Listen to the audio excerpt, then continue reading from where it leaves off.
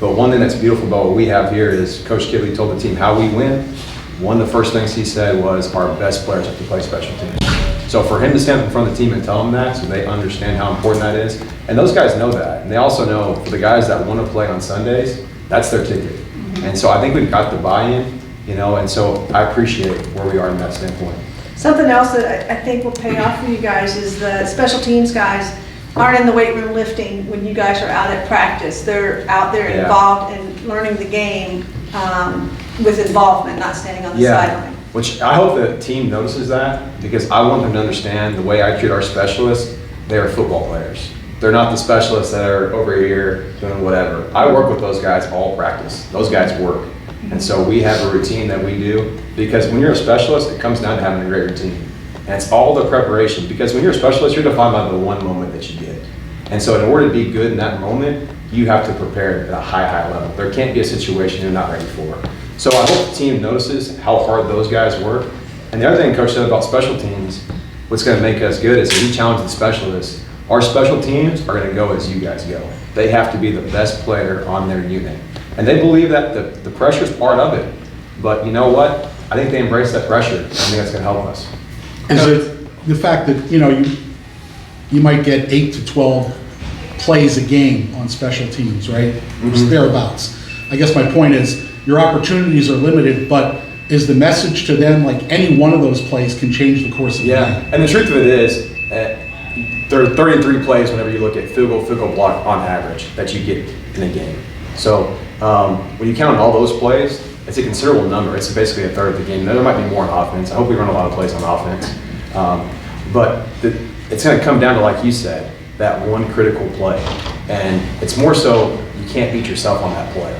It's the critical errors, which is why we dedicated all the time we did in the offseason to the fundamentals, because those are the things that are going to show up so that we can make sure we address all the things that could happen, the situations. Because there's so many different things that happen on special teams that you don't see on offense and defense. And it's those things that they got to prepare and understand so that that doesn't happen, so we can take advantage of that play. And we have dynamic players that can also capitalize on big returns, effective. We want to block kicks, and so we want to be aggressive.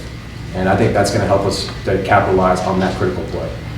Coach, obviously Easton has preseason all-conference honors for as a return specialist. Mm-hmm. We know Wendell's a really dynamic returner. We know Assad could be a very dynamic returner. Who are some other guys that we could see in the rotation, whether it's on punt and kickoff returns? Yeah, those are you named a few of the really good ones, but also Platt's doing a really good job. Platt's good.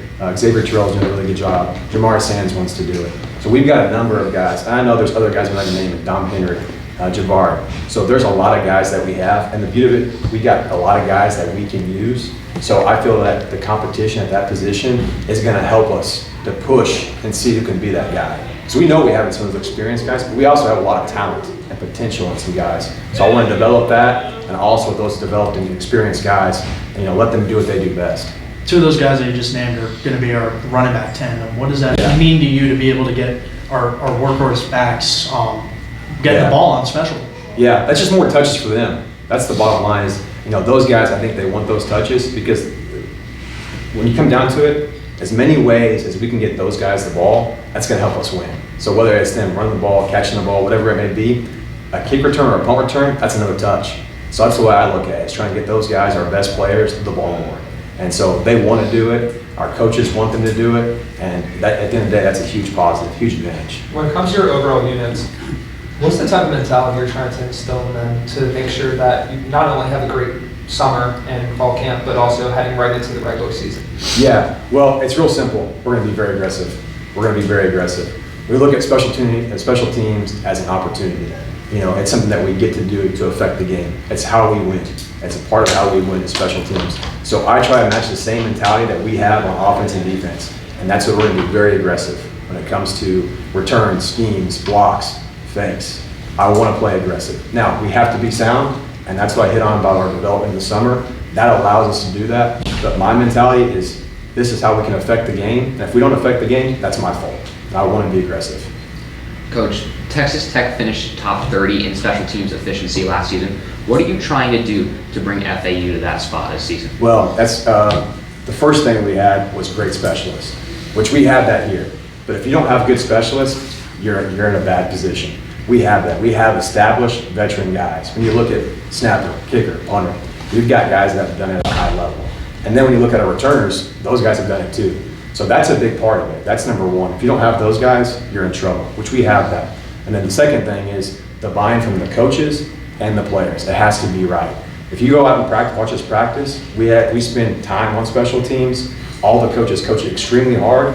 And the best part about it is our players work extremely hard. They understand how important it is to help us win. Also for their career, they understand that's something that can add value to them as a player. So I think all those components, when they come together, that's what makes a good special teams unit.